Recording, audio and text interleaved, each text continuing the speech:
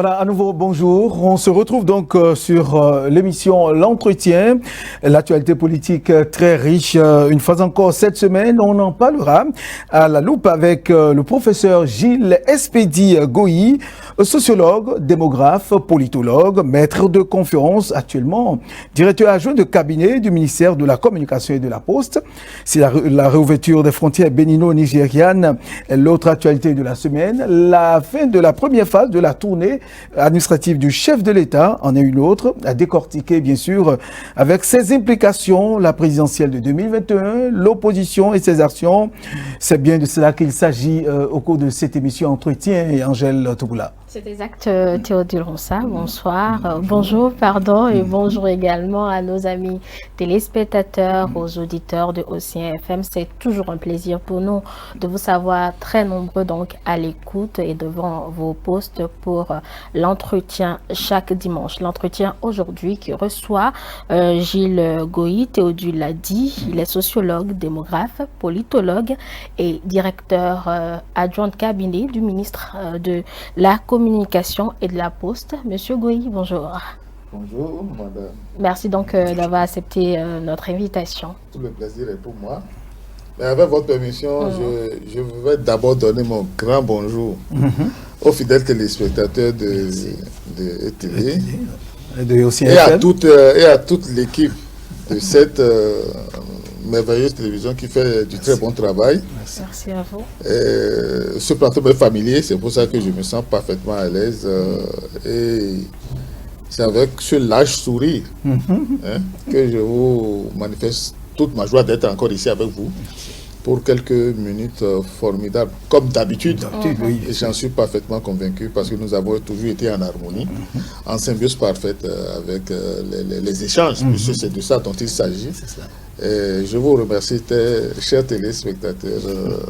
Merci de m'avoir invité. C'est nous qui vous remercions et merci surtout pour vos bons mots à l'endroit de toute l'équipe, puisque c'est effectivement toute l'équipe derrière cet entretien. Alors, Monsieur Goï, c'est bien évidemment la réouverture des frontières nigérianes ou de la frontière bénino-nigériane qui fait l'actualité cette semaine. Eh bien, le Nigeria, comme je le dis, a décidé finalement de rouvrir, de revenir sur sa décision unilatérale de fermeture de ses frontières terrestres avec 4 pays, dont celle avec le Bénin. Certains s'interrogent sur le timing de cette décision.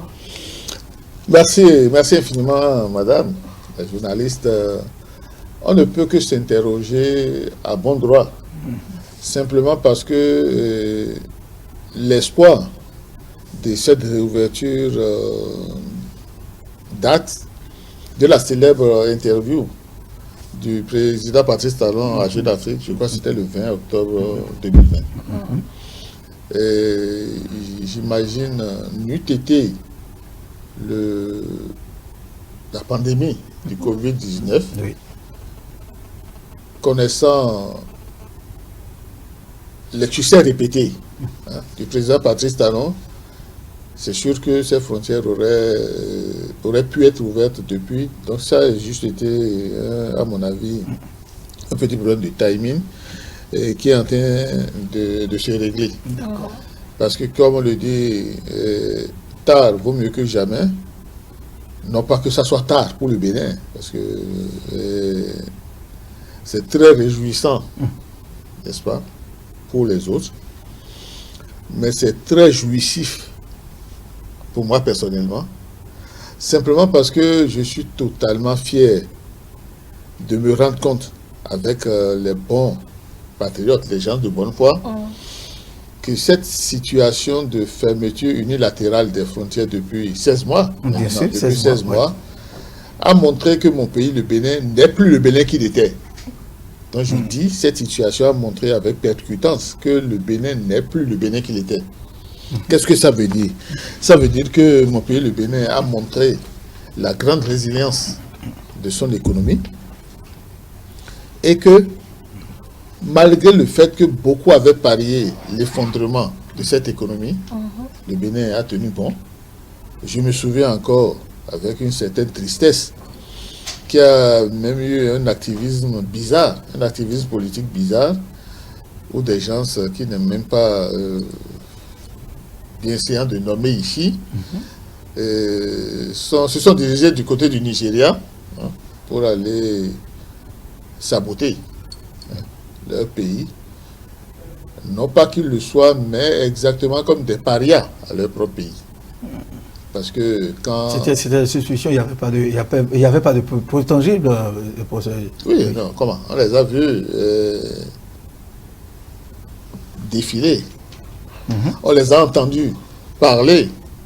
La preuve, quand cette annonce de réouverture, La nouvelle. Quand la nouvelle de réouverture des frontières nigérianes a fusé, il y a une certaine jubilation d'une certaine opposition, et qui, au lieu d'en attribuer ne serait-ce qu'une once de mérite au président Patrice Talon, a plutôt accordé tout le mérite au président Buhari. Sans susciter de polémique, c'est une situation à laquelle moi j'ai commencé par m'habituer. Le déni total du succès de l'autre, simplement par jalousie ou par mauvaise foi. Puisque comme on le dit chez nous, vous me permettez du peu, à faut dire qu'un ou pas. Mais bon, on est dans une dynamique de négativisme fondamental, d'alarmisme outrancier, et de cette pathétique propension à tout peindre en noir dans ce Bénin qui est le nôtre. Donc c'est avec une certaine fierté apathie que je vois ces gens agir, mais c'est avec une légitime fierté que je vois ce que notre président fait, et pour révéler davantage le Bénin, parce qu'on se rend compte, avec légitime fierté, je me répète, que le Bénin de la rupture, sous le leadership visionnaire du président Patrice Talon, j'insiste sur le mot leadership visionnaire du président Patrice Talon, va de succès en succès. Je défie quiconque pouvoir me prouver le contraire. Sous ce leadership visionnaire, parce que éclairé, bien entendu, c'est ça la vision, notre pays, le Bénin, est déjà révélé. En moins de 5 ans, le Bénin est déjà révélé. Puisque, comme on peut le lire partout sur les réseaux sociaux nationaux ou internationaux, on est maintenant fier de dire qu'on est béninois. Il fut un temps où on n'avait pas le courage de faire ça. Donc, pour me résumer, cette situation de fermeture unilatérale des frontières nigériennes pendant 16 ans, 16 mois. Pendant 16 mois, oui. Ça aurait pu être 16 ans, je n'en serais pas malade. Donc pendant 16 mois, a montré que l'État béninois est maintenant un État respectable, parce qu'il a toujours rigoureusement fait face à ses obligations, je dis bien rigoureusement fait face à ses obligations, qu'il a toujours honoré ses engagements. Mieux, le Bénin a refusé, on n'a jamais vu ça en Afrique, le Bénin a refusé l'annulation des dettes et des moratoires. On n'a jamais vu ça au Bénin ici. N'est-ce pas que les gens allaient quémander des moratoires, l'annulation des dettes, mais le Bénin, en peuple digne, en État responsable, a dit non, votre affaire d'annulation des dettes, les affaires de moratoire, non. Je vais tenir mes engagements. Et c'est avec brillance, c'est avec brio, n'est-ce pas, que cet engagement a été tenu. Bref, dans cette situation de fermeture unilatérale des frontières nigérianes pendant 16 mois, le Bénin a continué d'assurer, d'assurer le paiement de ces échéances. C'est ça que je disais, le Bénin a continué d'honorer ses engagements. Donc, l'un dans l'autre. L'un dans l'autre. La réouverture unilatérale des frontières nigérianes, à ma connaissance de sociologue qui connaît ce pays, venant du Nigeria, ce n'est ni un avatar, ni une innovation. Je me souviens très bien, en 1983, J'étais en 3e année de sociologie, étudiant de l'Université nationale du Bénin. Quand le président Boari, le même qui est là, le général, il était général, dans sa belle tenue de général, les petites lunettes fines, c'est lui, il avait fermé les frontières du Nigeria au Bénin, sans préavis, et était venu même fièrement l'annoncer. C'était la panique à ce moment-là. Après lui, il y a eu de nouvelles fermetures unilatérales de frontières nigériennes, et nous avions vu des présidents courir par-ci, des présidents allaient faire allégeance d'Akumbami, je ne connais pas le Yoruba, des présidents sont allés faire d'Akumbami. Mais sous la rupture du président Patrice Talon, avec ce leadership visionnaire, le Bénin est resté digne dans ses bottes, droit dans ses bottes, je veux dire digne sur ses positions. Et je l'avais dit, je crois que c'était en mars, en tout cas sur un plateau, que moi je suis très content de cette situation, je demeure content de cette situation, parce que ça a permis aux Béninois de se rendre compte de sa force, le Béninois en tant que citoyen, et ça a permis aux Béninois de faire un sursaut sur eux-mêmes. Le peuple béninois est un peuple héroïque quand même.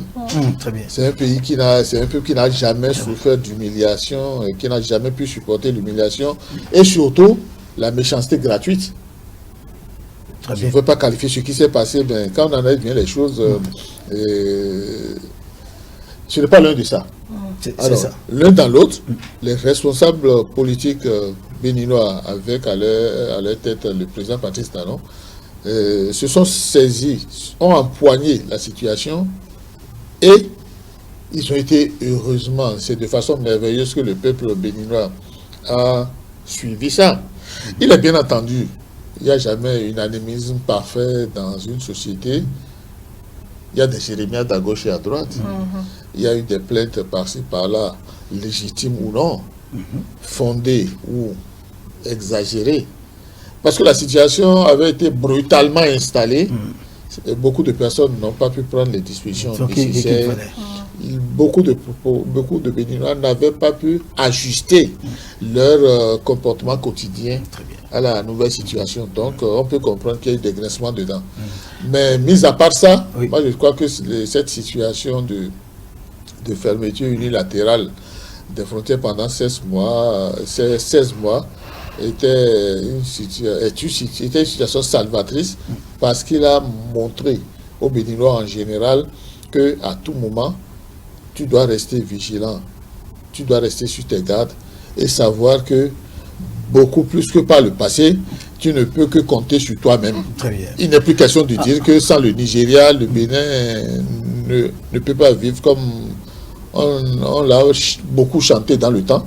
Je crois que c'est de plus en plus une période révolue et de plus en plus, on verra le Bénin se tenir beaucoup plus fort et beaucoup plus droit dans ses bottes. Oui, professeur Goyi, il faut dire que le Nigeria avait fermé ses frontières avec 4 pays, le Tchad, le Cameroun, le Nigeria et le Bénin.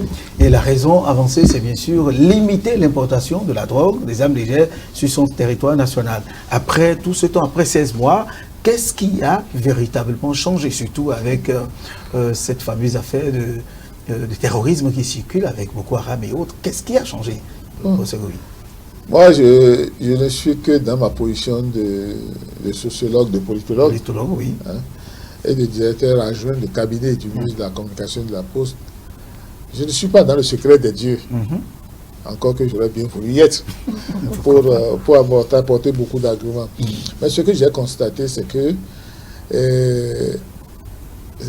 cette situation, et peut-être que ce n'est pas chauvinisme, ou ce n'est pas nationalisme outrancier, comme en excuse que je dis ça, mais je crois que cette situation n'a fait, à mon avis, que renforcer le Bénin dans tous les domaines, et même ça a permis au Bénin de revoir son mécanisme, ses dispositifs de sécurité, ses dispositifs sécuritaires, pour savoir que si une atteinte aussi grave a été portée à ta sécurité, intérieure, c'est-à-dire parce que menacer la sécurité humaine, il n'y a pas de plus forte agression que ça. Si on a pu décider unilatéralement de fermer les frontières de cette façon, dans le but d'asphyxier, dans le but d'étouffer le peuple béninois, nos responsables se sont certainement dit, on n'en a pas parlé, je n'ai pas ce pouvoir-là, nos responsables se sont certainement dit, il peut y avoir une nouvelle gradation dans l'agression, parce que c'est de ça dont il s'agit, fermer les frontières pour l'étouffer un peu, c'est une agression.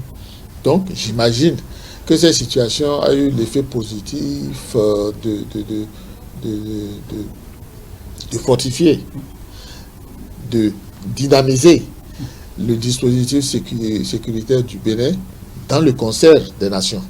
Parce que le Bénin est résolument engagé dans le processus de la mondialisation, mais dans l'intégration régionale. C'est pour cela qu'on retiendra toujours que le Bénin a toujours été actif dans les dispositifs régionaux ou communautaires de vie et de survie des populations. Alors, avec ces pays dont vous avez parlé, la lutte contre le terrorisme, on en a eu des échos, on en a eu des relents dans notre pays. Mais si la situation a été rapidement maîtrisée, c'est sûr que nous allons continuer de rendre hommage aux forces de défense et de sécurité du pays.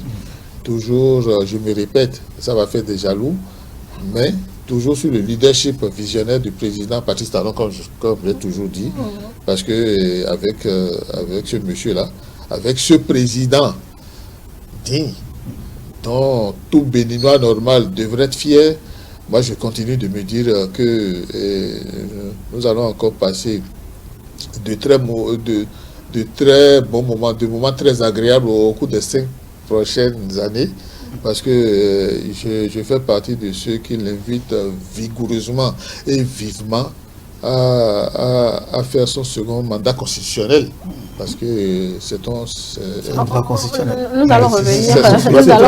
Voilà, donc vous voyez, l'enthousiasme m'a amené à aller à ce niveau-là. Donc, je ne sais pas si j'ai répondu à votre question. Non, pas vraiment, puisque la question elle était de savoir si, au vu des arguments du Nigeria, en décidant de fermer les frontières, est-ce que les objectifs ont été atteints quand on parle par exemple de réduire l'importation des armes, l'importation de la drogue, etc.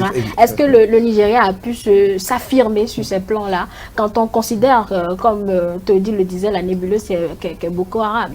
Oui, les gens me trouveraient encore cynique, hein. Je vais faire preuve de cynisme, parce que je n'ai pas du sophisme. Je vais simplement faire un raisonnement tout à fait logique. Si j'ai décidé à un moment donné de prendre une mesure de restriction, parce que c'était une mesure de rétorsion, si j'ai décidé de prendre une mesure de rétorsion parce que j'estime que cette mesure va me permettre, je n'ai pas dit peu, va me permettre de régler un problème bien donné, problème dont j'attribuais la paternité à mes voisins, à des tiers, pour ne pas les nommer. Si après un certain temps, si après analyse et profonde réflexion, je décide de réouvrir les frontières, c'est de cela dont il s'agit, si je décide de revenir sur ma position, c'est que j'ai estimé que j'ai atteint mes objectifs. Encore que, je crois, 1 ou 2 jours avant la réouverture de ces frontières nigérianes, Boko Haram a encore frappé sur ce sol du Nigeria qui accusait les voisins de terrorisme. C'est que l'un dans l'autre, j'ai dit, je ne suis pas dans le secret des dieux, mais l'un dans l'autre, on n'est pas intelligent. Hein? On n'est pas intelligent, mais on observe. On n'est pas génial. On n'est pas plus intelligent que tout le monde, mais on constate. Tout ce que moi je peux dire, c'est que si le Nigeria, qui a décidé à un moment donné de fermer les frontières pour étouffer ses voisins, dont le Bénin, a décidé de rouvrir ses frontières, c'est qu'il a estimé que ces objectifs ont été atteints et que par rapport à ça, le Bénin est encore vivant pour continuer d'être un partenaire crédible dans le concert des nations, auquel cas je peux affirmer avec humour, avec cynisme ou avec boutade que ces objectifs ont été certainement atteints, et étant entendu que le terrorisme est une pieuvre, hein, le terrorisme est une pieuvre gigantesque. On ne peut pas du jour au lendemain l'éradiquer.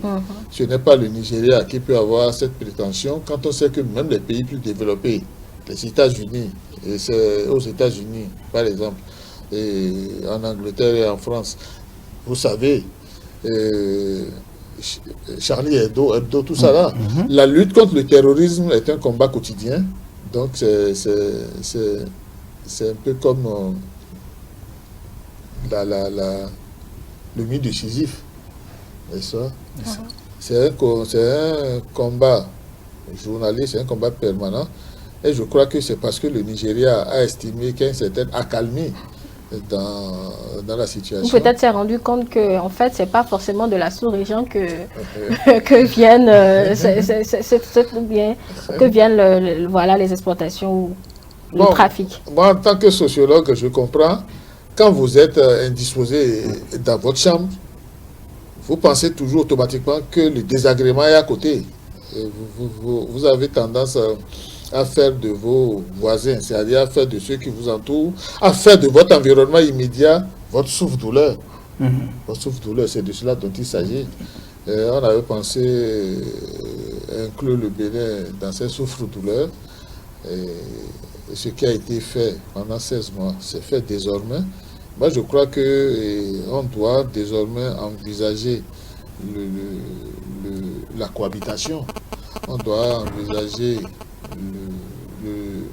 l'avenir avec beaucoup plus de sérénité, avec beaucoup plus de respect mutuel, sans penser que parce qu'on est grand, parce qu'on est fort, il faut faire ce qu'on veut. Parce que nous avons été, et on ne l'a pas souvent dit, nous avons été dans la situation de David et de Goliath. David, c'est le Bénin. Goliath, c'était le Nigeria, qui avait pensé qu'il pouvait faire de ses voisins tout ce qu'il voulait. Mais très tôt, il s'est rendu compte que ce qui est valable au niveau de l'individu l'est aussi du niveau des États. Il y a toujours des réactions d'ajustement aux crises. Et c'est ce qui s'est passé. Et c'est de cette réaction concertée d'ajustement aux crises aux crises au pluriel, mais à la crise que constitue la fermeture de la frontière nigérienne, c'est cette réaction d'ajustement de ses voisins qu'il avait voulu étouffer que le Nigeria finalement s'est rendu compte que sans lui, ses voisins peuvent vivre ne serait-ce qu'autrement. Et parce qu'ils vous ont montré, ces voisins ont montré qu'ils peuvent vivre autrement, que, comme on le dit en fond, quand je paraphrase, quand tu pourchasses le peureux et qu'il s'arrête à un moment donné pour te faire face, c'est toi qui détales maintenant. Donc le Nigeria, l'un dans l'autre, doit s'être senti acculé. N'ayons pas peur des mots, acculé, parce que cette frontière unilatérale des frontières, ça n'indisposait pas, ça n'a pas seulement indisposé les Béninois, ça avait aussi indisposé beaucoup de Nigérians qui s'étaient vus floués, qui s'étaient vus maltraités dans leur vécu quotidien, de telle sorte que je crois que la lutte que le Nigeria veut mener doit être repensée autrement et sans chercher des boucs émissaires. Le mal est plus profond et, comme on le dit, avant d'espérer venir balayer devant la cour du voisin, essaie de t'assurer que la tienne est propre, que ta demeure est déjà propre. Et c'est après que, quand tu as fini de balayer ta demeure, tu l'as rendue propre, que tu peux à ce moment-là donner des leçons. Tu peux te positionner à ce moment-là en objecteur de conscience. Il est vrai que les récriminations du Nigeria ne sont pas infondées. Les récriminations du Nigeria sont fondées parce que dans un passé récent, le marché nigérian a été perçu, s'est positionné comme un dépotoir. Je ne veux pas nommer des opérateurs économiques, mais ils se sont fait leur beurre sur le marché nigérien. Un État aussi puissant, un État aussi responsable que le Nigeria, j'imagine, s'est certainement dit qu'il faut renforcer sa position, d'abord au niveau régional et d'abord au niveau de la sous-région, au niveau international. Et pour ce faire, il est nécessaire de détruire les goulots d'étranglement qui empêchent, n'est-ce pas, l'économie nigériane de prospérer davantage. Parce que ne l'oublions pas, le Nigeria s'est toujours considéré en compétition avec la Côte d'Ivoire et l'Afrique du Sud. L'Afrique du Sud, oui, bien évidemment. Le rêve du Nigeria, légitime, a toujours été de se positionner comme le pays africain numéro 1, c'est-à-dire avoir le leadership africain en attendant de se déployer davantage. Donc, il est tout à fait normal que, ayant fait l'analyse situationnelle du Nigeria à un moment donné, il est tout à fait normal que le Nigeria, en pays souverain, ait décidé de supprimer les sources de pollution, parce que c'est de cela dont il s'agit, les croupillons de dinde, les cuisses de poulet, à varier par ailleurs, donc déverser de l'extérieur et aller sur le territoire nigérien. C'est pour ça que je parlais de dépotoir. Aucun État responsable ne pouvait accepter ça. Mais, je le redis, attaquer le problème aveuglément et sans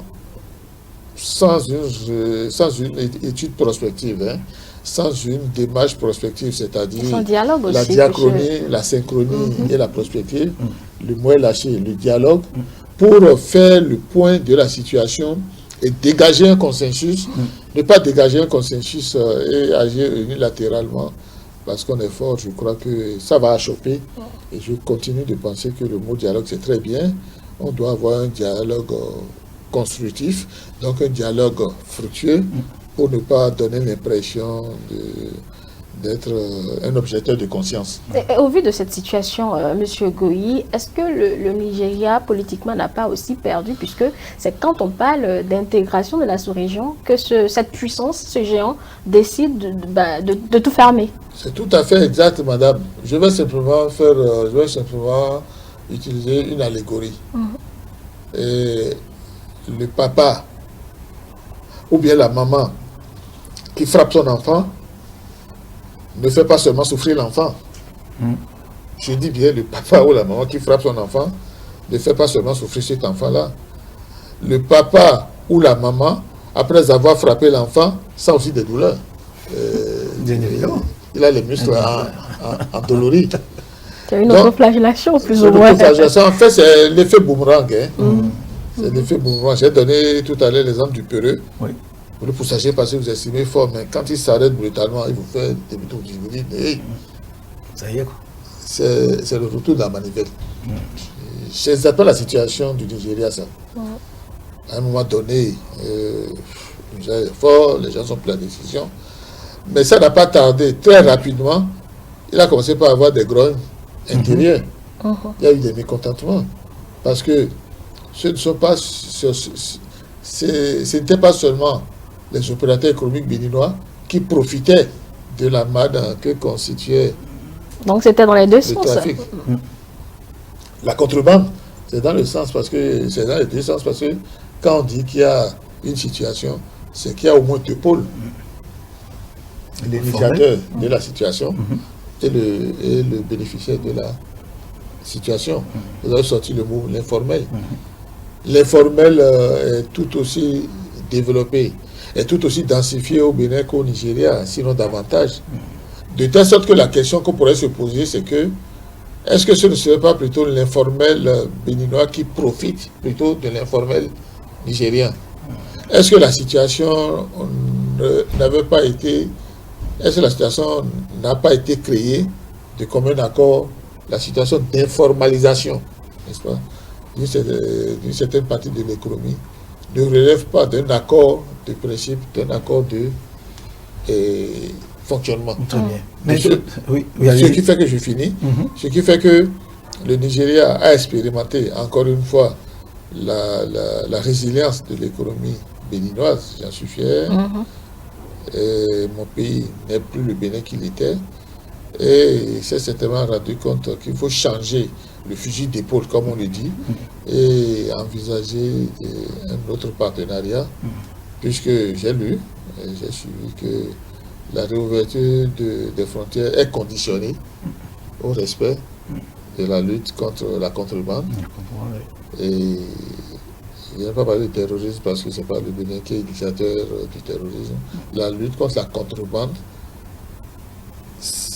et je maintiens que le Bénin seul ne peut pas mener cette lutte contre la contrebande. Parce que, comme on le dit, il n'y a jamais de corrompu sans corrupteur. Donc, c'est une alliance, c'est un mariage de raison qui est à l'origine de cette situation. Oui, professeur Goyi, cette situation, c'est vrai, a rendu le Bénin fort, digne, une économie résiliente. Néanmoins, il n'y a pas à dénier qu'on a perdu, le Bénin a perdu quelque chose. Son économie a reçu un coup, quoi qu'on dise. C'est ce que j'ai dit. C'est-à-dire que le papa qui frappe son enfant souffre comme l'enfant. Le Bénin est dans la situation de l'enfant. Son papa, en griffe, le Nigeria l'a frappé. Mais quand vous frappez votre enfant, quand il a fini de pleurer, si quelqu'un d'autre lui parle, il va dire, ah, je tire de cette punition telle leçon. C'est ce qui s'est passé au niveau du Bénin. On ne s'était pas préparé à ça, c'est arrivé, ça fait mal, mais le Bénin a rapidement réagi. Le Bénin a rapidement fait face à cette situation en procédant aux ajustements nécessaires. C'est ça qui a mené la résilience. Et je continue de marteler, je continue de le répéter, cette résilience n'a pas été possible sans l'accompagnement de tout le peuple béninois. Parce que le peuple béninois, dans cet accompagnement, a dû revoir sa façon de vivre. Et c'est pour ça que je l'ai dit sur un certain plateau. J'étais très heureux parce que le riz importé, le fameux riz parfumé, on n'a pas de moins en moins maintenant. Ça a permis de connaître le riz produit au Bénin, ce qu'on consomme chez moi. Je ne veux pas donner de marque pour qu'on me tasse de publicité gratuite. Mais c'est le riz béninois que l'on consomme chez moi depuis ces 16 derniers mois. Ce sont des produits typiquement béninois qu'on consomme chez moi. Des produits locaux. De telle sorte que moi, on me trouvera bizarre. En bon béninois, je n'aurais pas... je n'aurais pas maigri, hein. Je n'aurais pas maigri si la situation avait perduré, parce que ça aurait permis à mon pays, le Bénin, de renforcer sa position, de prendre davantage conscience de sa force et de ses potentialités, de mieux connaître son pays et le leadership qui le dirige actuellement de fort belle manière. Justement, par rapport à ce leadership-là, vous avez fait tout à l'heure une étude comparative au niveau des différentes situations, puisque ce n'est pas la première fois que le Nigeria décide de fermer cette frontière avec le Bénin. Est-ce que cette résilience de l'économie béninoise que nous découvrons, cette autonomie n'est pas aussi à imputer à la gouvernance actuelle, au régime en place? C'est une question. Attends, vous voulez dire, je veux bien comprendre avant de répondre. Nous avons pu résister à cause de ce leadership de l'État. Donc les réformes sont en marche, au fait. C'est ce que je le dis fortement et c'est ce que j'acclame des deux pieds. Et des deux mains. Et des deux mains. J'ai parlé de leadership visionnaire, leadership éclairé. C'est à cause de ce leadership que le Bénin s'en est brillamment sorti. Cette résilience de l'économie béninoise, je l'ai dit, on le doit au leadership visionnaire du président Patrice Talon, accompagné par la clairvoyance du peuple béninois.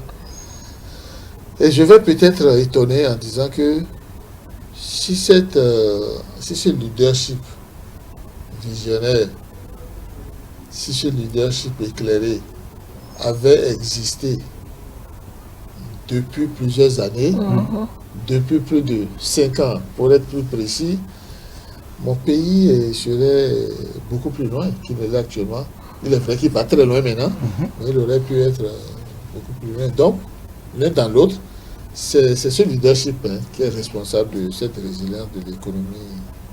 J'ai donné quelques orientations avec le Bénin qui prend dignement ses décisions, les réformes fortes, les réformes brillantes qui sont en cours. Et je crois que l'un dans l'autre, on peut dire que le Bénin est bien placé en orbite, sur l'orbite du développement. Très bien. Voilà, le 16 décembre dernier, professeur Gilles Espédi-Goyi, il y a 4 ans que le programme d'action du gouvernement a été lancé. Alors 4 ans après, quel bilan faites-vous de ce programme, de la mise en œuvre de ce programme que d'aucuns avaient jugé trop prétentieux, trop ambitieux et presque irréalisable? 4 ans après, qu'est-ce que vous pouvez dire? Merci, monsieur le journaliste. Et bon, je vais toujours continuer de parler un peu de moi et des autres. Parce que, comme on le dit, c'est la comparaison qui a dégradé l'âne. C'est toujours la comparaison qui dégradera l'âne. Et mes amis m'ont toujours dit qu'en tant que rupturien pur et dur, parce que je le suis depuis 2015. Vous l'affirmez, vous le rejetez pas. Rupturien pur et dur, et j'en suis très fier. Oui.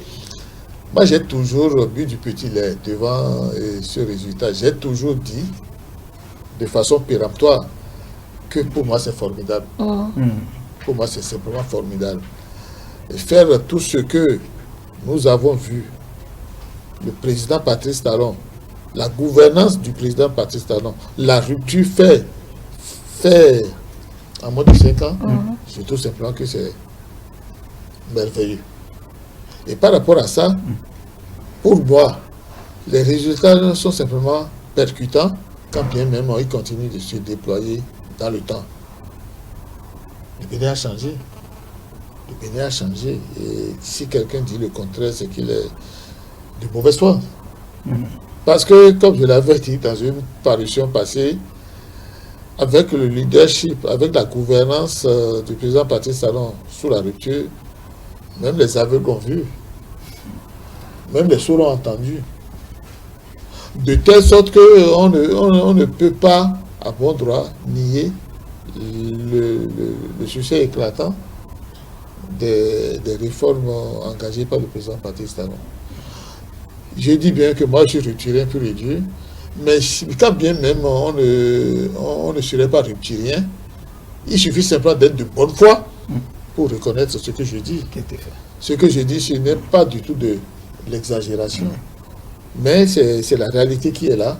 Donc moi je crois que c'est ce leadership que nous allons continuer de soutenir et d'acclamer. La preuve. Parce que j'allais vous la demander. La preuve qui m'a renforcé dans ma position, vous avez vu tout le succès éclatant renouvelé de la tournée présidentielle de reddition de comptes. Pour quelqu'un comme Philippe André et comme un populaire, il a décidé ça. Vous avez vu toute la liesse, vous avez vu tout l'engagement, vous avez vu toute la dévotion à solliciter le second mandat constitutionnel du président Patrice Talon. Donc moi, je trouve simplement que c'est une gouvernance qui doit continuer. Mais est-ce que ces réformes-là ou ce bilan suffit pour solliciter, comme les populations le souhaitent, un second mandat? Puisque certains estiment que ça ne va pas vraiment changer. Très bien. Merci pour la pertinence de la question. Les gens s'oublient souvent de se rappeler que Paris n'a pas été construit en un seul jour. Paris n'a même pas été construit en 5 ans. Les États-Unis ne sont pas aujourd'hui la première puissance mondiale. Vous voyez depuis combien? Depuis 1789, les États-Unis ont amorcé le truc. La Chine d'aujourd'hui n'est pas la Chine d'hier. Il faut du temps pour que le temps soit temps. Il faut donner le temps au temps de faire son temps. Qu'est-ce que ça veut dire? Ça veut dire qu'une dynamique, je dis bien, une dynamique est engagée avec le président Patrice Talon. Ce que j'ai appelé récemment dans un article. Le système Patrice Talon est là. Qu'est-ce que le système Patrice Talon? Le système Patrice Talon, c'est l'amorce du développement du Bénin dans la rigueur et dans la méthode. C'est ça la rigueur et dans la méthode. La rigueur et la méthode, c'est quoi? C'est d'avoir identifié les réformes appropriées, d'avoir eu le courage, le mot n'est pas fort, d'avoir eu le courage de les entreprendre. Parce qu'il faut beaucoup de courage pour entreprendre ces réformes telles qu'on les voit s'opérationnaliser actuellement. Il faut avoir du courage pour être d'abord certain soi-même de leur pertinence. Parce qu'il faut être convaincu soi-même avant de pouvoir convaincre les autres. Et c'est parce que le leadership visionnaire du président Patrice Talon, convaincu de la pertinence de ces réformes, l'a fait partager aux autres. Où est-ce qu'on en est aujourd'hui? Les réformes résolument menées, les réformes opérationnalisées avec rigueur et méthode, tout le monde y adhère actuellement. C'est ça. Et on va peut-être y revenir. Vous avez parlé de ça. L'opposition. On va en parler d'ici. Voilà. Oui. C'est pour vous dire quoi? C'est pour vous dire que... Non, je crois que on me trouvera toujours excessif. Je l'assume. Mais moi, je continue de penser, je continue d'affirmer que le président Patrice Talon est le président qu'il faut pour le Bénin actuellement. Depuis 5 ans. Simplement parce que, quand même, on ne peut pas dire que notre pays n'a pas avancé et qu'il n'avancera pas davantage. Je ne sais pas si j'ai répondu à votre question. Plus ou moins. En fait, je laisse exprès certaines réponses pour susciter l'appétit. L'appétit de vous poser des questions. Je vais très rapidement rebondir en vous demandant, par rapport à la tournée de reddition de comptes, 60 communes en un mois, qu'est-ce que vous retenez de ce tour du chef de l'État? C'était une très bonne initiative. C'était une très bonne initiative. Je parlais de méthode dans la rigueur dans la méthode. Le président Patrice Talon, pour avoir eu un tout petit peu la chance de travailler avec lui, je sais que c'est un homme méthodique, qui suit tout. Soit dit en passant, je ne trahis pas un secret, ne vous avisez pas de lui présenter un document que vous ne maîtrisez pas vous-même. C'est ça. Il va vous montrer que vous ne maîtrisez pas votre domaine en vous posant des questions auxquelles vous n'avez jamais imaginé. Très bien. Le président Patrice Talon n'est pas le genre à diagonaliser un document, non. Il le parcourt de bout en bout. Qu'est-ce que ça veut dire? Ça veut dire que ce qu'il a fait, ce n'est pas parce que pendant les 4 années passées, il a laissé le pays à volo. Il a laissé ses collaborateurs agir à leur guise. Non, il surveillait tout. Il lisait les fiches, il appréciait la situation.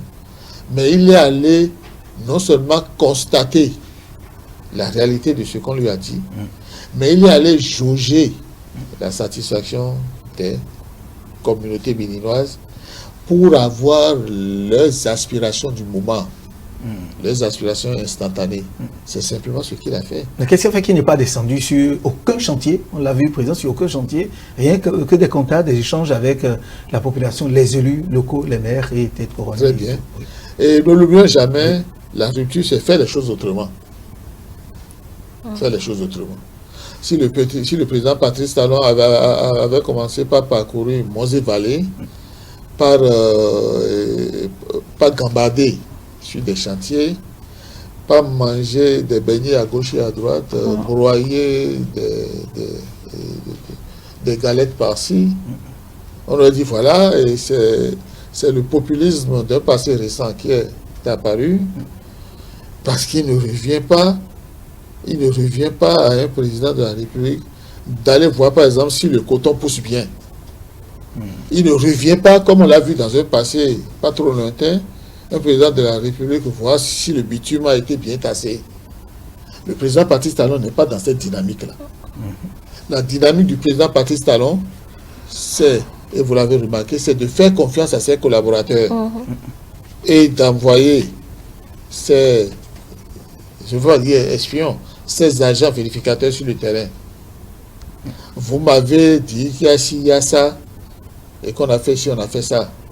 Laissez-moi entendre ça là, de la bouche, ou bien des bouches des principaux concernés. Ceux avec qui le président Patrice Talon s'est entretenu, c'est qui?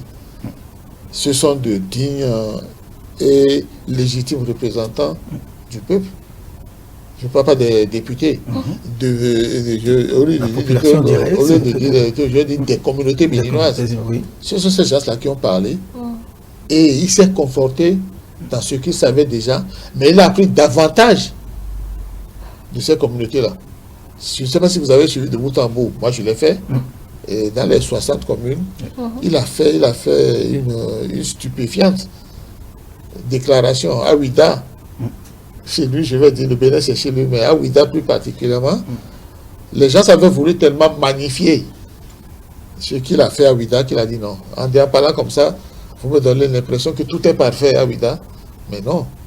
Des choses ont été faites, mais il y a des choses qui n'ont pas encore été faites comme ça devrait se faire. Donc c'est l'homme qui est très humble et qui n'est pas dans l'ego enflé, l'ego surdimensionné, pour s'arroger tous les succès. Donc 60 communes, c'est même une prouesse. Et je continue de prier Dieu pour qu'il ait toujours cette force physique, cette force intérieure.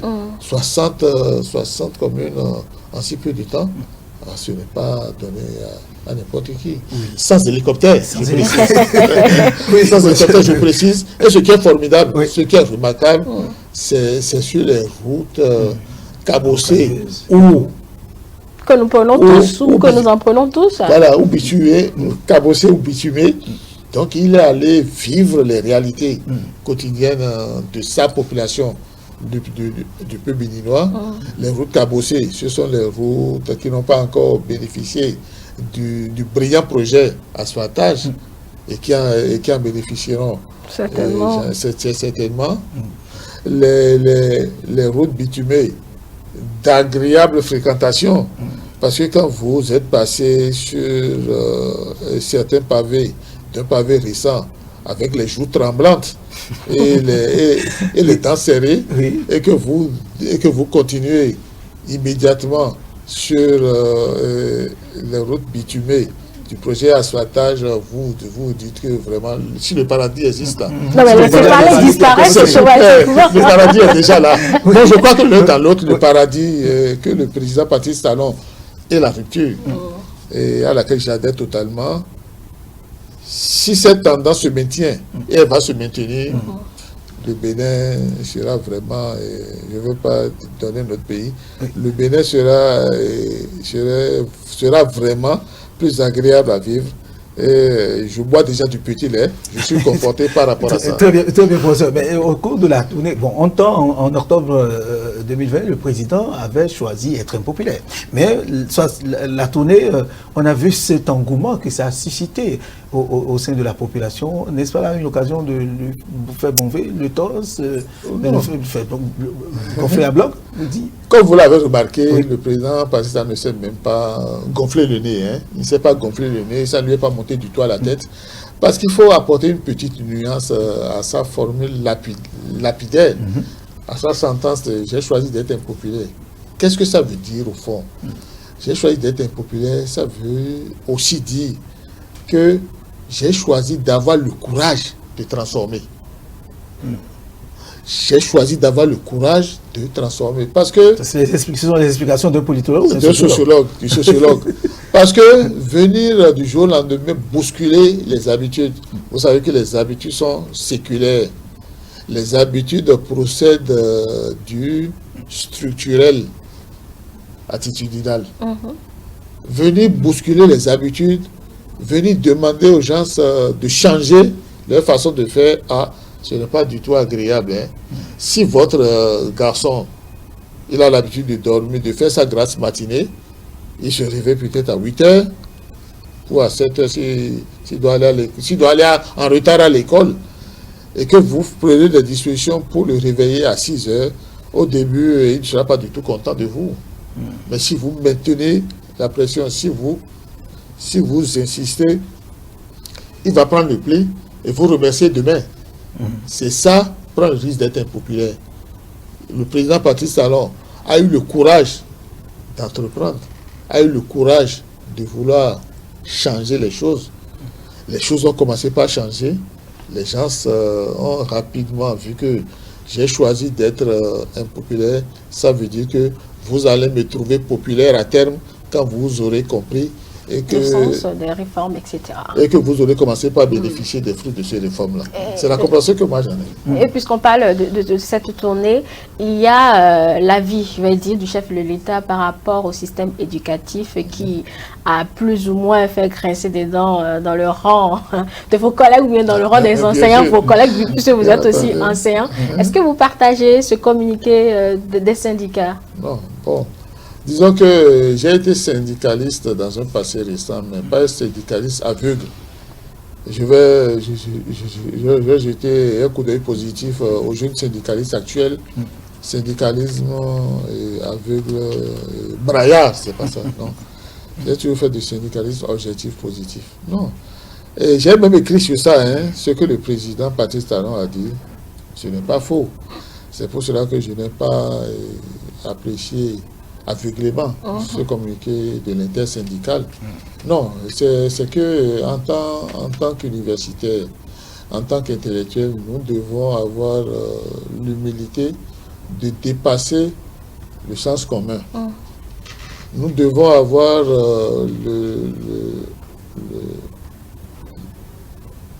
l'intelligence d'éviter les réactions épidermiques. Qu'est-ce que le président a dit qui est faux? Qu'est-ce que le président a dit qui est faux? Si vous suivez à la trace les avis de manifestation d'intérêt pour tel ou tel chantier, il y a des profils qu'on met vainement du temps à trouver. Je veux parler des profils techniques. Le bavardage dont on parle, auquel je suis friand, auquel j'adhère parfaitement, simplement parce que ce bavardage est nuancé, il y a des techniciens qui allient l'explication à leur savoir-faire. Mais le parler qui n'apporte rien de concret au peuple, le parler qui ne permet pas de remplir le ventre des communautés, c'est ça qui à la limite peut ressembler à du bavardage. Parce que c'est quoi? Je ne vois pas qui peut me contredire dans ce pays. J'ai un ami qui me regarde certainement, Edmond. Edmond a dit quelque chose qui est très très vrai. Il y a des gens, c'est après la maîtrise. C'est après la maîtrise qu'ils se rendent compte que je dois mettre cette maîtrise de côté et aller apprendre un truc pratique. Par exemple. Tout ce temps presque tout un temps perdu. Tout ce temps perdu.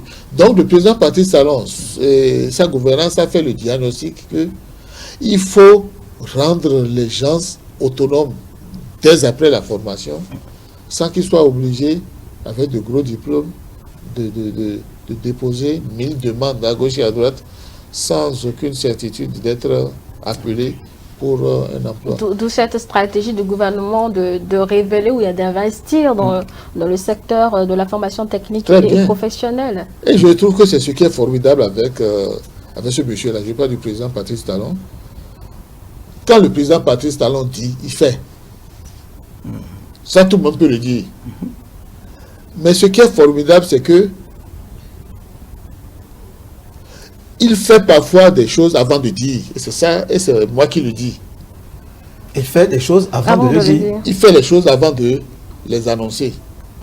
Vous avez suivi avec beaucoup de plaisir, avec la souris, que dernièrement, il y a eu 24 jeunes professeurs du secteur technique qui ont été envoyés, qui sont envoyés en France pour être formés. Ils vont revenir avec un master technique, un master professionnel en formation de formateurs pour venir former nos enfants ici. Le chef de l'État l'a d'ailleurs annoncé au palais de congrès. Voilà, les gens étaient déjà partis avant qu'il annonce. C'est pour ça que je dis que lui, il fait d'abord avant d'annoncer.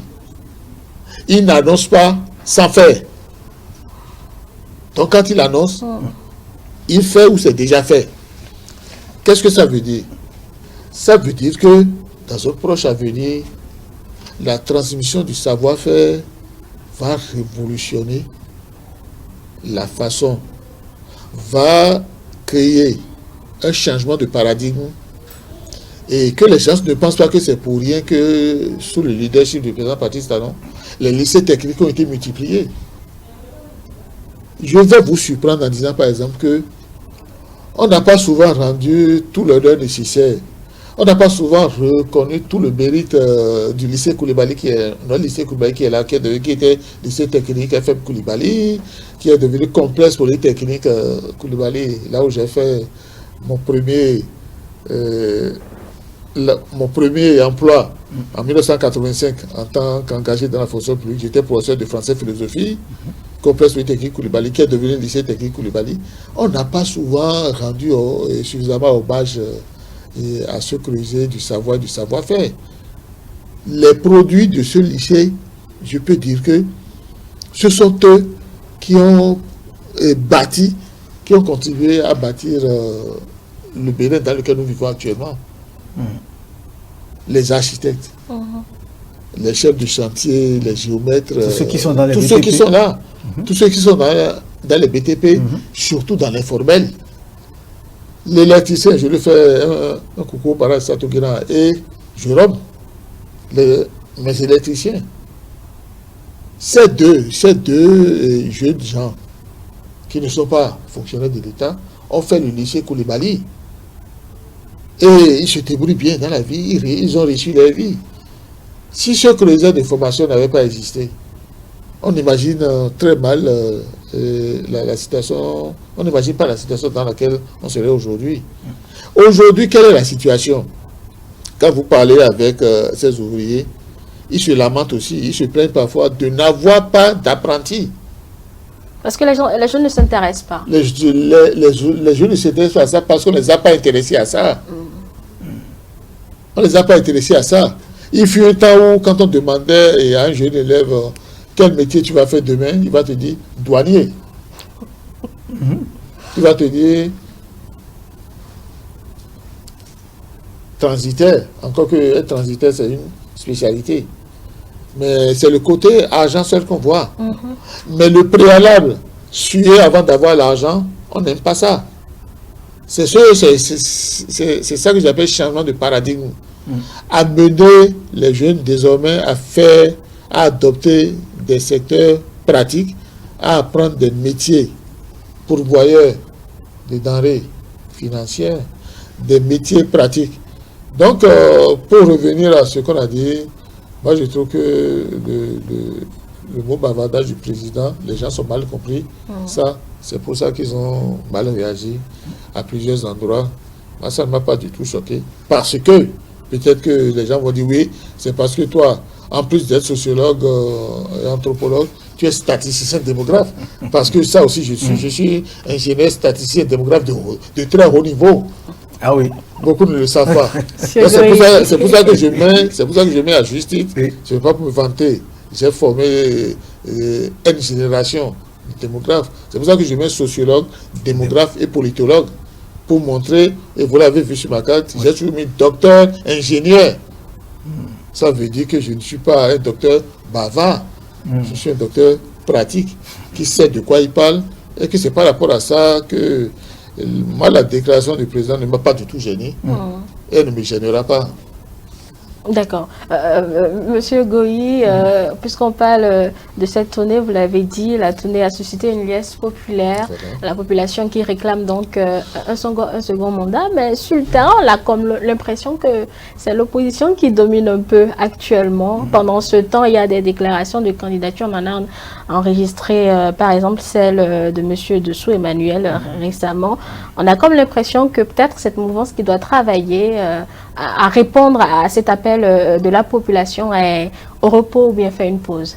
Bon, moi je vais avoir une réponse plus nuancée, moins tranchée, parce que vous parlez de quelle opposition qui domine quoi? L'opposition ne domine rien. Donc, il y a actuellement la vie politique, l'activité politique. L'opposition, je ne sais pas, s'il fait beaucoup de bruit, s'il fait beaucoup de déclarations fracassantes, c'est dominé. Et à ma décharge, ou à sa charge, je n'ai pas encore entendu celui que vous avez cité là. Monsieur Dessous. Monsieur Dessous, oui. Je ne l'ai pas encore entendu déclarer qu'il est de l'opposition. Non, du tout. On ne dit pas qu'il est de l'opposition. C'est juste pour dire qu'il y a déjà des déclarations de candidature. Les déclarations de candidature, c'est même à applaudir. Les déclarations de candidature, c'est à applaudir parce que ça veut dire que notre système démocratique est dynamique et vivifiant. Susciter des candidatures ou bien déclarer sa candidature, c'est tout à fait légitime. Ça veut dire simplement qu'on veut montrer que soi-même, on peut faire quelque chose. C'est encouragé. C'est la démocratie, ça. Si quelqu'un estime que ce qui est fait peut être mieux fait, que veut le peuple? Donc moi, je ne suis pas du tout gêné par rapport à ça. Et je ne vois pas dans ces déclarations souvent fantaisistes ou souvent farfelues le fruit ou l'objet à conséquence pour dire que l'opposition domine. Non, l'opposition ne domine rien. Et au cours des 4 dernières années, vous avez vu que on a appliqué le principe selon lequel le bien ne fait pas du bruit et le bruit ne fait pas du bien. Donc nous sommes dans la première frange. Le bien ne fait pas de bruit. Les choses sont faites méthodiquement. C'est pour ça que je disais que la façon de travailler du président Patrice Talon, c'est la méthode dans la rigueur dans la méthode. Oui, on ne dit pas que l'opposition domine, mais elle anime actuellement la vie politique actuellement. Et par exemple, il y a les démocrates qui plus ou moins semblent faire parler d'eux pendant ce temps. Depuis un certain temps, vous avez vu, j'ai dit franchement, non. Le fait de s'enthousiasmer, le fait d'applaudir simplement parce que c'est finalement conformé aux corrections qu'on a demandées, je ne pense pas que ça soit un exploit. Parce qu'ils estiment certainement que ce n'était pas donné d'avance. Ça n'a jamais été donné d'avance à qui que ce soit de se voir sa copie corrigée rigoureusement de bout en bout. Je peux vous citer mon cas dernièrement là. Quand je postulais pour le grade de maître de conférence au CAMES, je peux vous assurer que c'est l'examen le plus difficile auquel j'ai eu à participer. Et c'est le lieu de remercier, avec votre permission, les professeurs, les frères Boko Michel et Boko Gabriel, et mon jeune frère professeur Todji, Wouné Léonard, et les autres au Récan. Bon, ceux que j'ai oubliés, ce n'est pas que je ne les remercie pas, on ne peut pas tout citer, le temps est réduit. Mais voilà de grands noms. Babajide, on ne pourra pas tout si je me souviens, je vais dire, permettez-moi de les remercier. Voilà des gens qui m'ont permis de me remettre en cause. Parce que des parties que moi je trouvais parfaites, mais voilà des gens qui ont travaillé méthodiquement et qui m'ont permis de les corriger. C'est le lieu de les remercier ici. Donc c'est ce qui s'est passé. Pour avoir son récépissé, il faut présenter des dossiers parfaits. C'est ce que le ministère de l'Intérieur a fait, c'est ce que la Sénat avait eu à faire, et on a pensé que c'était de la chicanerie. Il n'y a pas de chicanerie. Il n'y a jamais de chicanerie, et il n'y en aura pas. C'est la rigueur dans la méthode dans la rigueur. Maintenant, si les gens ont fini par faire les corrections qu'on leur a demandées, et qu'ils ont obtenu leur récépissé provisoire, qu'ils jubilent. C'est tout à fait normal. Quand vous avez sué pour avoir un diplôme, vous en êtes fier. Moi, je suis aujourd'hui très fier d'être maître de conférence, professeur de rang magistral. C'est après avoir souffert. Donc, si les gens font des déclarations pour manifester leur joie, c'est tout à fait légitime. Maintenant qu'ils fassent des déclarations visant des demandes surannées, visant à faire des demandes surannées, des demandes hors temps, c'est ça que moi je demande, c'est ça animer la vie politique. Moi je dis plutôt qu'il contribue à l'animation de la vie politique. Justement, au cours de la semaine écoulée, le Parti des démocrates, ils ont présenté leur récépissé aux militants en présence de leur président d'honneur, l'ancien président Boni Yayi, qui a pour la première fois félicité le gouvernement du président. Voilà ce que je disais. Et en même temps demande des assises pour tout revoir avant les présidentielles. C'est ce que je dis, les gens se comportent comme s'ils n'ont jamais été responsables dans ce pays. Il y a des textes fondateurs qui disent qu'il ne peut y avoir aucune initiative 6 mois avant certaines échéances. 64 consensus, il y a consensus. Nous sommes en décembre. Le conseil. Et cette demande-là, le fond de cette demande, je veux procéder à une tautologie stérile. Cette demande qui demande un retour dans le passé, c'est réaliste. Hein? C'est pour ça que je parlais de demandes farfelues, de demandes irréalistes. Non, le Bénin est résolument engagé, le Bénin est résolument tourné vers l'avenir. Le Bénin n'est pas passéiste. Nous ne sommes pas passéistes. Mais peut-être que la demande des assises est peut-être dans l'espoir de susciter un consensus. Non, le consensus est déjà là. Le consensus est déjà là parce que en février, c'était en février 2020, je crois, un dialogue politique a été brillamment. C'était en octobre. En octobre 2019. 2019, voilà. Oui. En 2019, et les relents se sont étendus jusqu'en février 1990. Ce dialogue politique a été organisé. Et ceux qui font des propositions d'assises nationales aujourd'hui avaient été invités. Le FCBE avait été invité. Ils ont participé à ça. D'autres acteurs avaient été invités qui ont refusé de participer à ça. Ils ont refusé de participer à ça. Si les assises nationales, si c'est le mot assise nationale qui leur plaît autant, si c'est ce mot qu'ils veulent entendre, ces assises nationales à travers les partis politiques qui sont de dignes représentants à ce dialogue politique, les préoccupations actuellement exprimées ont déjà été abordées. Non, mais il y a le parrainage. Il y a le parrainage qui est le point sur lequel ils accentuent leur... Non, le parrainage n'a rien à voir avec les assises nationales. Le parrainage, à ma compréhension, c'est une disposition constitutionnelle. Ça veut dire quoi? Ça veut dire que venir remettre en cause ou parler du parrainage, ça veut dire qu'on veut instaurer un exercice sur la Constitution déjà validée et promulguée. Ça veut dire que c'est hors sujet. Je m'excuse du peu. C'est hors sujet. C'est hors sujet. C'est un sujet, monsieur? Actuellement, ce qu'il faudra avoir comme préoccupation, à mon avis, c'est de voir comment obtenir le parrainage approprié.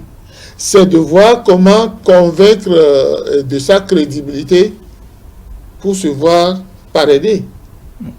Ce n'est pas parce que j'ai parrainé X, que j'ai déjà voté pour X.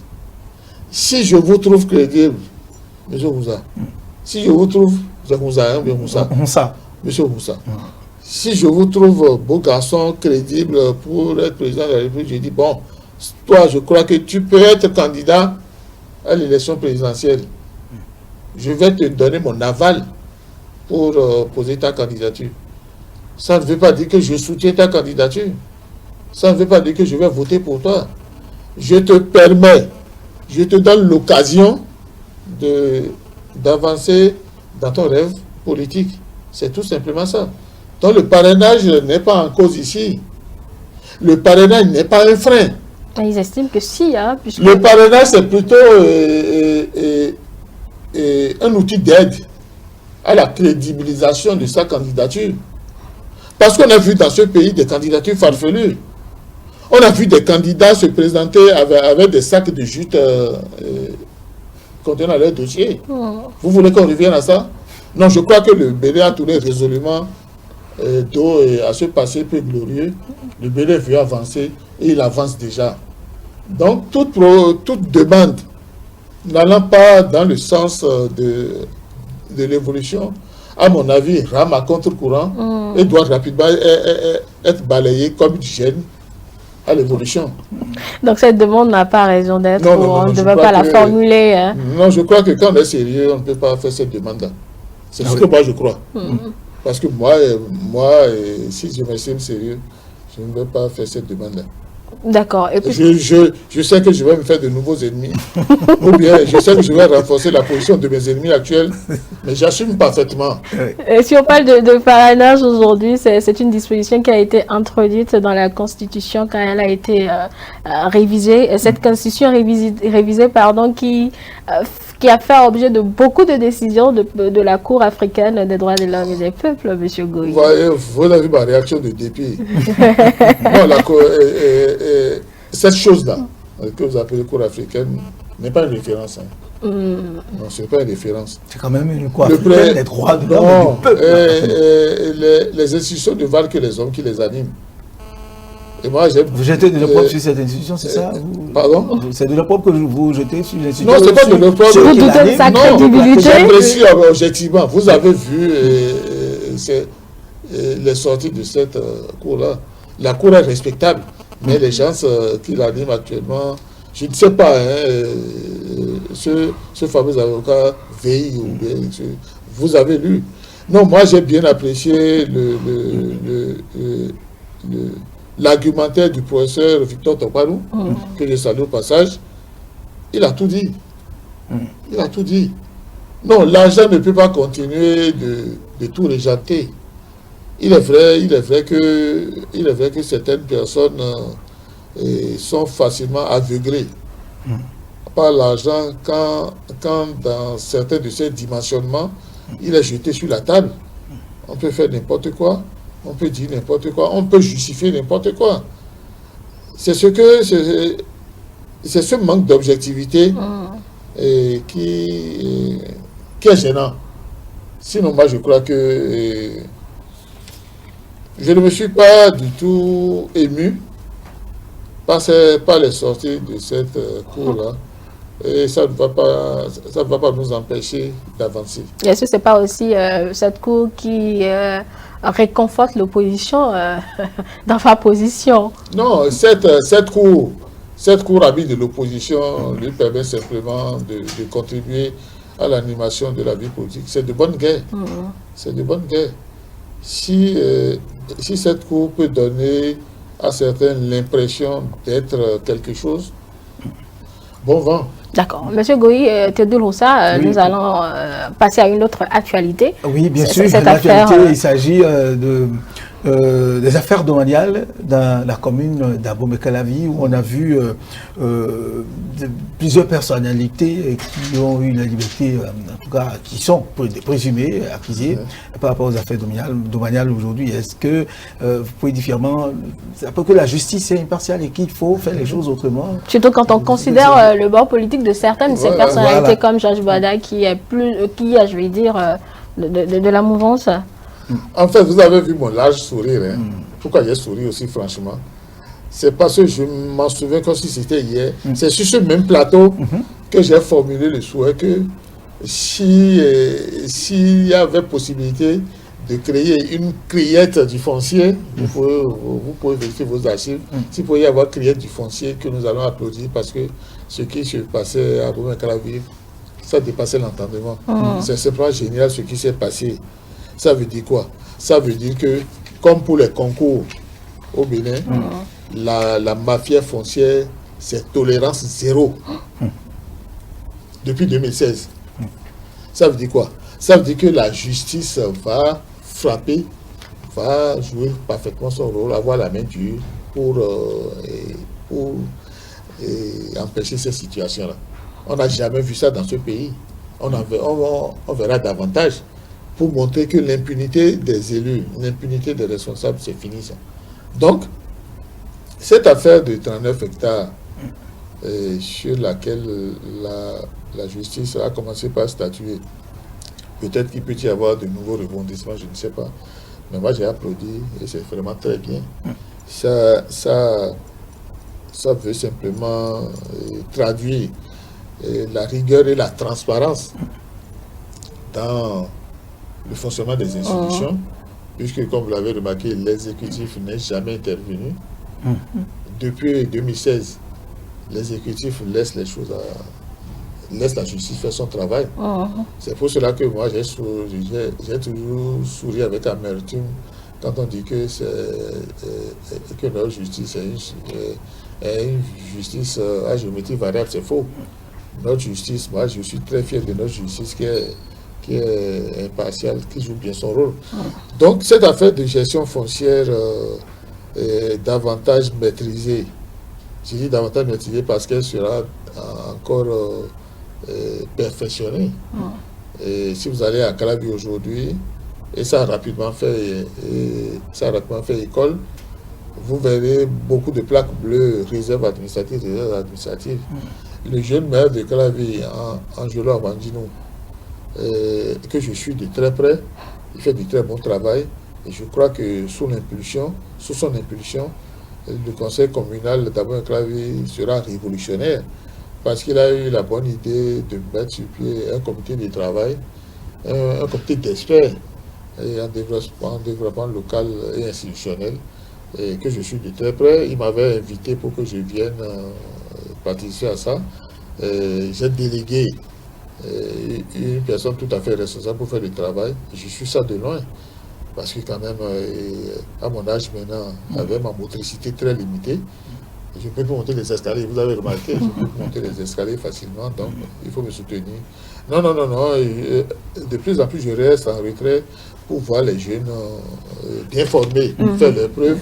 Et c'est ce que j'ai fait. Non, c'est une très bonne chose. Je ne sais pas si j'ai répondu à votre question. Il faudrait qu'on rappelle très rapidement que toutes les personnes citées dans cette affaire bénéficient toujours de la présomption d'innocence le temps que le procès ne démarre. Et puis, vous c'est toujours la justice qui fait son travail. Justement, parlant de cette justice, est-ce que c'est pas cette impartialité, cette probité que l'État attend des magistrats en annulant, par exemple, ce concours des sans-auditeurs? Merci, madame. J'attendais cette question avec impatience. On serait fini sans l'aborder. On n'a fini pas l'aborder. Donc, je craignais qu'on d'abord pas ça là. C'est pour ça que j'ai introduit. Non, depuis 2016 là, en matière de concours frauduleux, c'est tolérance zéro. Qu'est-ce que ça veut dire? Ça veut dire que sous le président Patrice Talon, plus aucun concours ne sera frauduleux. Et ce n'est pas simplement qu'on a décelé un concours frauduleux. Non, on punit les responsables. Ça veut dire quoi? Ça veut dire que ce qui s'est passé dernièrement avec les officiers de justice, des cas de tricherie, la justice s'est déjà saisie de l'affaire et les présumés coupables vont répondre de leurs actes. Je trouve que c'est formidable. C'est pour ça que je parlais aussi de rigueur et transparence. Il n'y a pas de compromission. Il n'y a pas de compromis ni de compromission. C'est d'ailleurs pour ça que déjà l'année dernière, on cherchait 80 auditeurs de justice, mais on n'en a retenu que 12. simplement parce que la rigueur et la transparence ont joué, simplement parce que à côté de la rigueur et de la transparence, il y a aussi la recherche de l'excellence. Le président Patrice Talon a beaucoup insisté sur ça, la qualité du produit. Et je vais ouvrir une parenthèse en disant que c'est du déficit de l'intervention des techniciens que ressort le manque de finition de nos ouvriers. Il y a toujours un problème de finition de nos ouvriers, mais on se contente de ça. Les choses vont changer. Une table qui est faite maintenant, il y a toujours des imperfections. Avec le temps, la perfection sera atteinte et les produits locaux auront la même compétitivité que les produits importés. C'est pour cela que de plus en plus, le président Patrice Talon donne priorité et facilité de révélation aux artisans béninois, aux producteurs béninois. Vous avez tout compris maintenant. Oui, Gilles Gouilly, nous sommes pratiquement à la fin de l'émission. Alors, une autre question à laquelle vous allez répondre, la projection, 60 communes parcourues par rapport aux activités, programmes d'activité du chef de l'État, les 17 communes le réclament. Est-ce que vous pensez qu'il a encore la force de continuer, bien sûr, de continuer et d'en faire autant pendant la campagne peut-être? Oh, le président Patrice Talon, c'est un bulldozer. C'est un bulldozer. C'est déjà programmé à partir du 14 janvier, je crois. Il va satisfaire les communes restantes, les 17 communes restantes. Parce que le président Patrice Talon agit dans, j'ai parlé de rigueur et transparence, mais dans la justice totale. Il n'est pas question, il ne sera pas question qu'une quelconque commune soit laissée en rade. La faveur ou l'honneur qui a été accordé aux 60 premières communes, c'est de cette même manière que les 17 autres communes vont être considérées. La preuve, c'est que le président Patrice Talon, s'il n'y a pas de modification de calendrier, il va commencer par Soava, je crois. Il va commencer par Soava. On va à Soava. C'est sûr que s'il va à Soava, il a à Sochampoué. C'est-à-dire d'envier tout. Ça veut dire quoi? Ça veut dire qu'aucune commune n'est privilégiée par rapport à une autre chez le président Patrice Talon.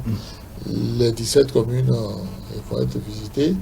Et moi, je suis parfaitement convaincu que le président Patrice Talon, qui est un bourreau du travail, va rapidement avaler ces 17 communes au grand bonheur de celles-ci. Et il n'y rencontrera que des ovations soutenues, comme dans les 60 communes passées. Je suis parfaitement... c'est un souhait. En tout cas, souhait... Ou une certitude. C'est ma prière qui va rapidement se transformer en certitude. Je suis convaincu que le bon Dieu va continuer de lui donner la force nécessaire de broyer le travail comme il aime si bien le broyer, de continuer de développer le Bénin comme il aime si bien le faire, de révéler davantage notre cher pays, le Bénin, dont je suis très fier. Et vous allez conclure, Monsieur Gouilly, puisque nous égrenons vraiment les dernières minutes, les toutes dernières, ou les secondes, je vais dire. Non, j'ai toujours été surpris sur votre plateau. Le temps est toujours très vite parti, simplement à cause de vos qualités intrinsèques. Merci. Vos qualités intrinsèques. C'est toujours très agréable d'être avec vous. On n'a jamais vu le temps passer. Je vous remercie par rapport à ça.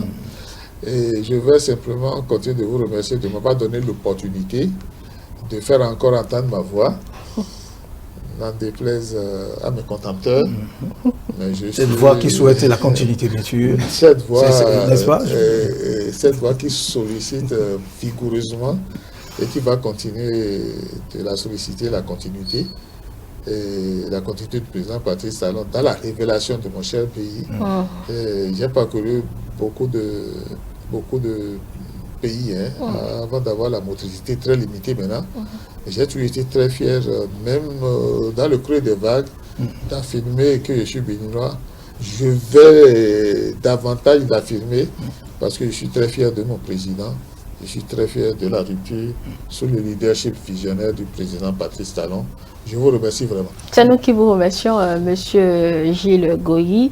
Vous êtes sociologue démographe, politologue, maître assistant et bien évidemment... Non, maître de conférence. Je referai ça vigoureusement. Toutes mes excuses, maître de conférence, je me corrige. Merci beaucoup d'avoir accepté notre invitation. Avec vous, nous avons parlé aujourd'hui de la réouverture de la frontière bénino-nigériane. Nous avons également parlé de l'annulation du concours de recrutement de 100 auditeurs de justice et bien d'autres sujets. Théodule Onsa, c'est tout vraiment pour l'entretien du jour. Nous allons partir. Voilà, nous allons partir. Laisser place donc à François-Xavier Noumo qui va juste après nous animer le duel. Et puis Rafiat Mamadou viendra par la suite avec l'hebdo des éditorialistes, c'est bien le débriefing, sans oublier le programme du soir à 20h, le décryptage. Merci et à tout à l'heure. Merci.